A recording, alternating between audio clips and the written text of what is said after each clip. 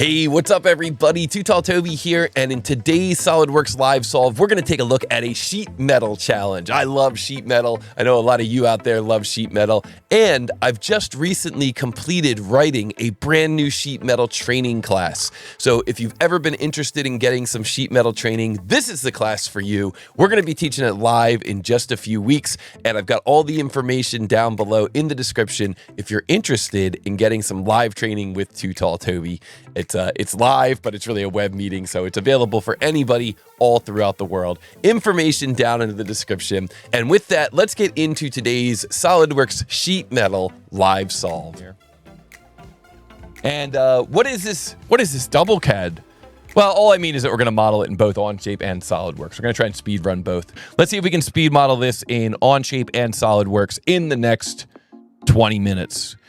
So normally what I do in a model like this is I really talk through kind of my game plan. I'm not going to quite go that deep with it this time. I'm just going to jump into it and do the live solve. But I will say this, when you're looking at sheet metal, it's a really good habit to get into thinking about how you could create thin wall geometry and extrude it to create your first feature.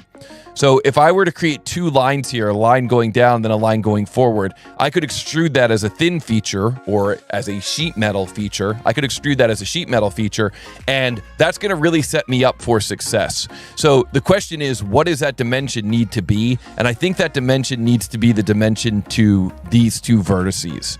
I think what I need to do is make my first sketch a line here, and then extrude it out to the depth of those two vertices, which is 80 millimeters. So this dimension here, 80 millimeters. That's going to be my first sheet metal feature. And if you can get in the habit of looking at a complex sheet metal design like this and figuring out which feature can be created and extruded out as your base flange, that's going to really set us up for success in sheet metal, regardless of whether you're using SOLIDWORKS sheet metal or Onshape sheet metal. So I'm going to take this and move this over to my second screen. And now let's move on. I think we do have time. Let's move on and try to solve this thing using a different CAD system. We're going to do this as a double CAD. A little compare and contrast here using SOLIDWORKS. So all the same methodology as far as deciding on a game plan. This time I'm going to start a new part here in plain carbon steel using millimeters. So I started with a template. I've got the correct units here ready to go. I'm going to go front plane, begin to sketch, orient my view. And just like in Onshape, we can go here to 50. We can come across here to a distance, horizontal distance of 160 plus 14. Let's go. Take this point, drop it on the origin, S key, smart dimension, S key, just like Onshape. So SOLIDWORKS and Onshape really behaving similarly. Makes it very easy if you're ever trying to go from SOLIDWORKS to Onshape. Makes it very easy to make that transition. So I'm going to go here to my sheet metal tools. I'm going to say base flange tab, and I'm going to say that I want to bring this out to a depth of 40 millimeters. I'll come down here and say I want the wall thickness to be 4 millimeters, the bend radius to be 6. And if I go to a front view here, you see that just like in Onshape, we can reverse the direction here, reverse that into the correct direction based on the print. So we hit the green check mark, and now we're going to take this edge here and we're going to go into an edge flange command.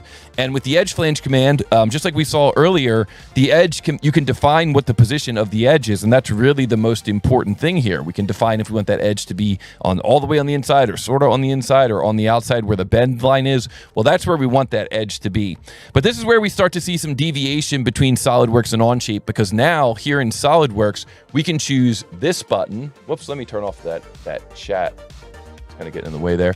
In SOLIDWORKS, we can use this button here, Edit Flange Profile. And when we use that Edit Flange Profile button, what happens is SOLIDWORKS takes us into a sketch mode. So now we can actually start sketching here in SOLIDWORKS to create the geometry for this flange. Now, there's one thing that I noticed about this. It's a little bit frustrating, and I'm not going to go through the whole process of what I experienced when I was doing this myself.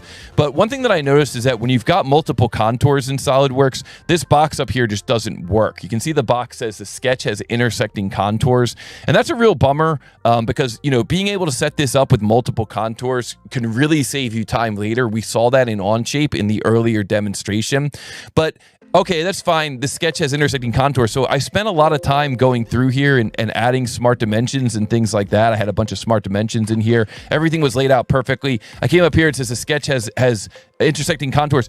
I tried to click back in here to like move one of my dimensions, but you see how the dimension isn't activating when I tried to move it? And so I just pressed escape, and SolidWorks kicked me completely out of that flange sketch. So I spent probably, you know, a good couple of minutes there getting the constraints in place, getting all the dimensions in place, just to end up losing my entire sketch. And that was really frustrating. So just something to look out for all those of you out there that are doing sheet metal in SolidWorks. Just be careful. Don't hit escape there while you're in that box. It'll completely cancel you out and you'll lose all your work. And so let's try this again here. I'm going to say that I want this to be bent to the outside. I'm going to say edit flange profile. I'm going to get normal 2 here.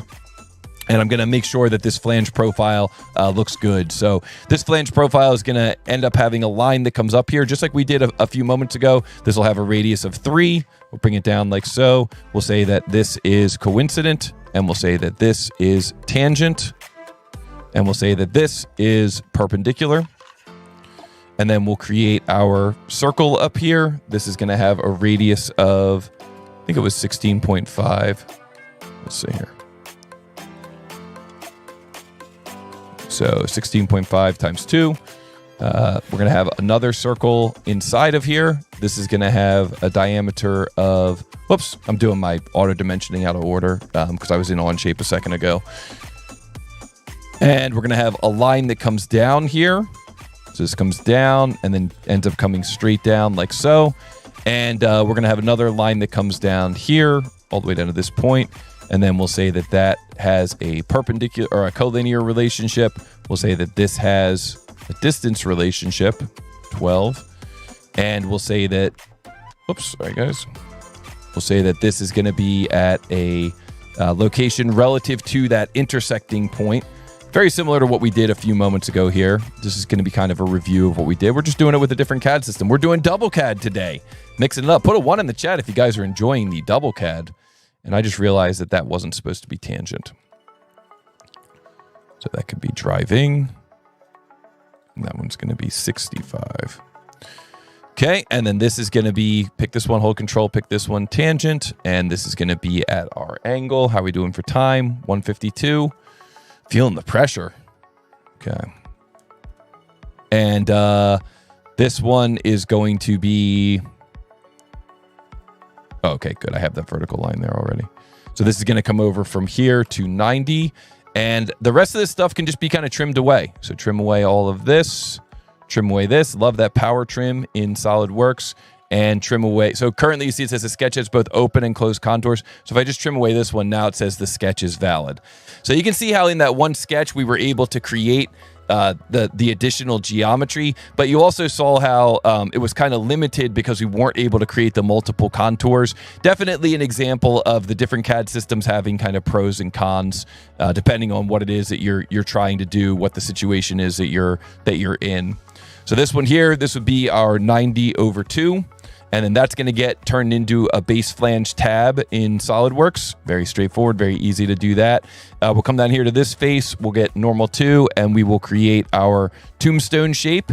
So we can follow a very similar workflow to what we saw in Onshape. Both CAD systems, very similar, very easy to migrate from one to the other.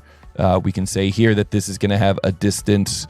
One thing that I noticed in Onshape is that I wasn't able to just pick the center of the circle. It could be me. It could be that I don't know how to do it. But I ended up having to show the sketch to pick the center of that circle. So that might be a plus for the other column.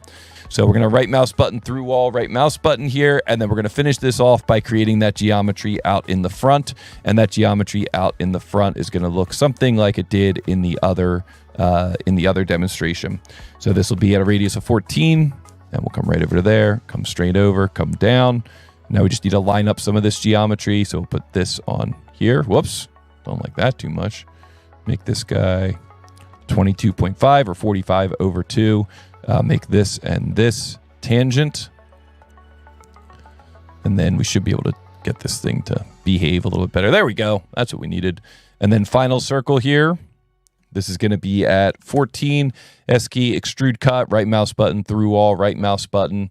And now I'm going to pick this face, and then I'm going to come up here to my solid bodies folder, hold control, pick that body, and then mirror, and that automatically mirrors the body across. So now we can take a look at our sensor, and oh yeah, 817 grams, 817 grams. And if we go back to our PowerPoint, we can see that in our PowerPoint, 817 grams. That is correct.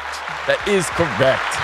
So if you guys enjoyed that SolidWorks live solve of the sheet metal design, and if you watched both videos and you saw the Onshape live solve and the SolidWorks live solve, be sure to put a like. Be sure to put a 1 in the chat. Be sure to put a like, hit the like button, subscribe, share this with other people if they're interested in kind of seeing a one-to-one comparison of SolidWorks and Onshape. A lot of people out there were asking about that model. It's kind of a tricky model, so I hope that helps you. He missed the